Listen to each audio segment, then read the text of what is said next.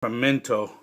How could they even pass this type of installation? It's just not right. But right now the furnace is blinking. The light's blinking like 3 times.